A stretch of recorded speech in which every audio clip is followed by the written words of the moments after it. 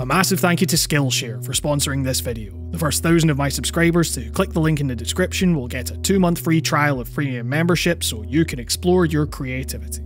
As this channel has developed, one of the things I've become most interested in investigating is the ways in which other media can be adapted into video game form. You know, beyond just writing another story as part of a franchise and sticking it haphazardly on top of a bog-standard action game template, is there a way that you can actually design a game from the ground up such that you can capture the character of that series through play? I've done videos on this very idea with Neon Genesis Evangelion, John Wick, Fast and Furious, and I have plans for many other franchises. And while it's not as cut and dry as you might think, just because you convey the themes and ideas of a film or TV show through mechanics doesn't guarantee a good game, it's often incredibly interesting to see a developer go deeper and at least attempt to connect to the more abstract heart of the franchise they're working with. And it was this mindset that got me pretty excited to dive into Samurai Jack Battle Through Time, an adaptation of what remains one of the most genuinely unique and one of my personal favourite animated shows of all time. It was also this mindset that led to the perhaps inevitable disappointment setting in as credits rolled, following 7 hours or so of playing a truly unremarkable hack and slasher. And it's weird because I can't really say that Battle Through Time is bad. I didn't dislike my time with it necessarily. Seeing these characters I've essentially grown up with rendered with such care, with a great deal of the show's cast returning for vocal duties, set off a fairly significant nostalgic pang that I really did not see coming when I booted up this Wii game I'd seen basically nothing about in the run-up to its release. That said, as evidenced by the utterly wild move to include the intro to the show in all its 4x3 glory, only to cut away right before the theme tune kicks in, there's something that feels very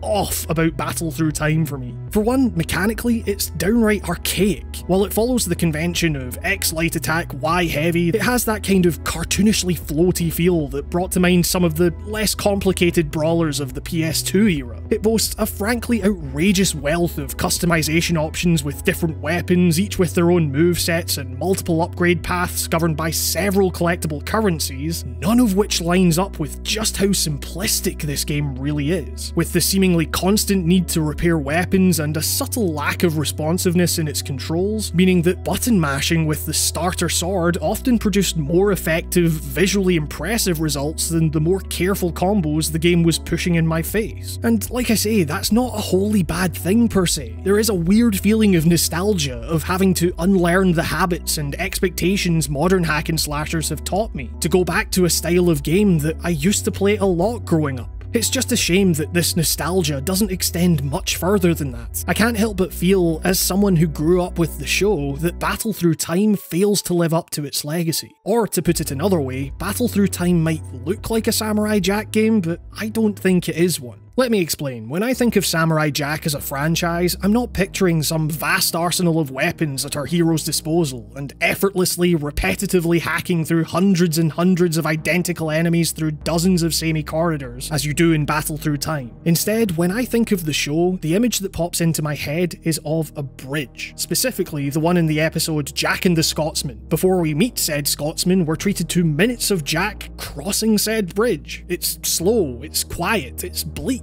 We're unsure of what brought him here or what lies on the other side. We've just grown accustomed to his single-minded determination in accomplishing his simple goal. Behind Jack is the future he's trapped in. Ahead is the potential to escape it. And when we come across the Scotsman, Jack has to desperately fight the urge to give in to his baser instincts, as again we see minutes of insults being thrown his way in an attempt to rile him up, leading to a fight scene that shows the futility of combat above all else, all comedically set against the same sparse backdrop we've seen the entire episode up to this point, culminating in a dazzling fight that forces the pair off the bridge that's all the more intense, meaningful and funny all at the same time for its slow build-up and its singular focus on the dynamic between two opposing personalities. In other words, yes, of course, the show does contain plenty of intense fights across its 5 seasons, but it's the many episodes episodes like this that give me confidence in saying that Samurai Jack is not defined by its action. Rather, its action is defined by the character and the world he inhabits. Even in the more overtly action-heavy final season, it really felt like every sword swing meant something. Every blow Jack sustained was visceral. This was no longer simply a story about a samurai out of time trying to get home. This was a man desperately searching for some reason to keep fighting, to survive in a world he had long since aged out of. A world whose apocalyptic state Jack fully blamed himself for. And indeed, those action scenes, while consistently spectacular in their animation, were often as impressive for how they illustrated the psychological toll this whole ordeal was taking on Jack, as much as the physical impact.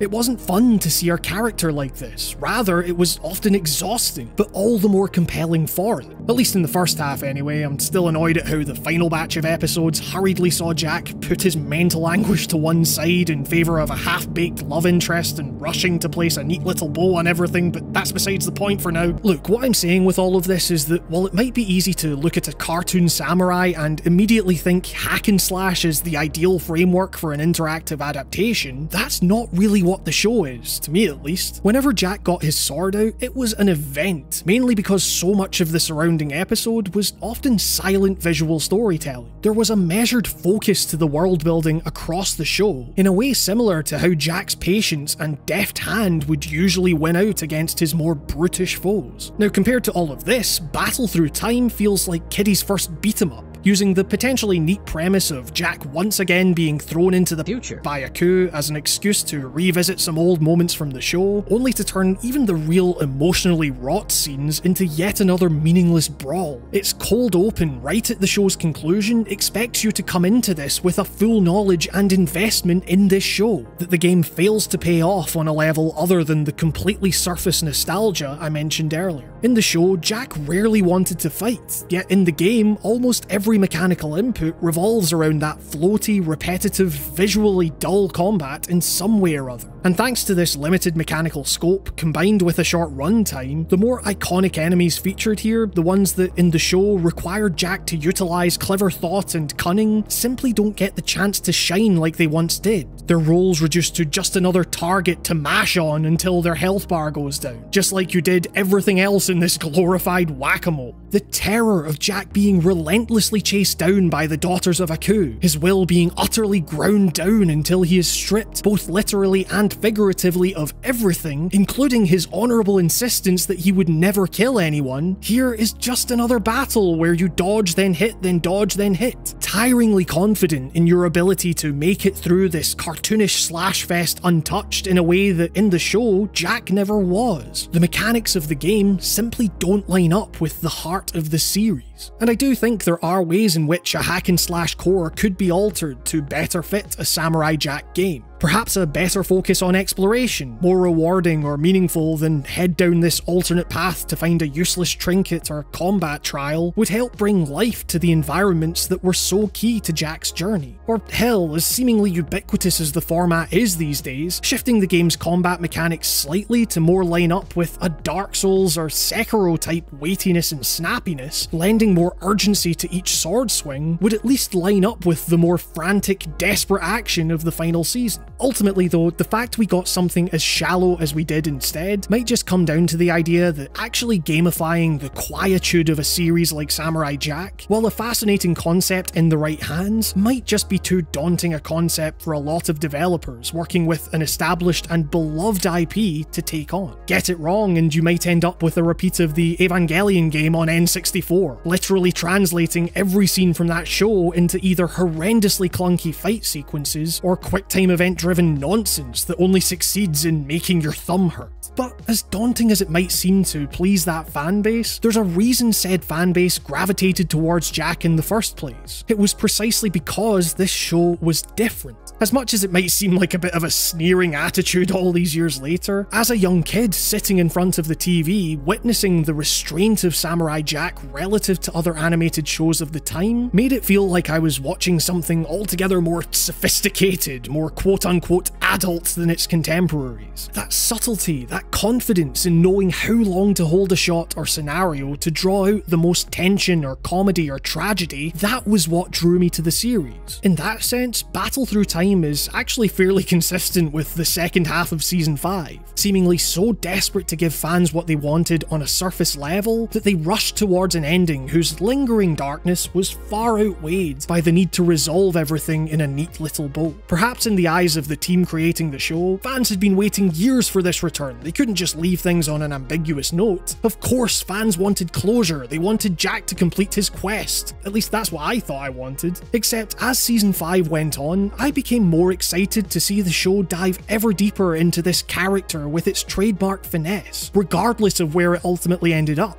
I wouldn't have minded closing things off on a more ambiguous, perhaps more sinister note, if it meant things could come to that close more naturally. Just like I wouldn't have minded a more ambitious attempt to represent this kind of gut-wrenching tension, this real deep exploration of this character, this world, through action in a video game, even if it meant that the resulting gameplay wasn't as immediately engaging or combat-heavy as allowing you to simply meaninglessly hack your way through fodder enemies for a prolonged period of time. And if it feels like I've spent more time talking about the show than the game at this point, I guess that's telling, because compared to the show, there really isn't that much to say about Battle Through Time. It's fine, it's okay, the people behind it clearly love the show just like so many others, and it's not like you're paying full price for it either. You could do worse in terms of simple hack and slashers. But examining the game in the context of what made that show the classic of Western animation that it is, it's hard to deny that I feel like I'm still waiting for a true Samurai Jack game.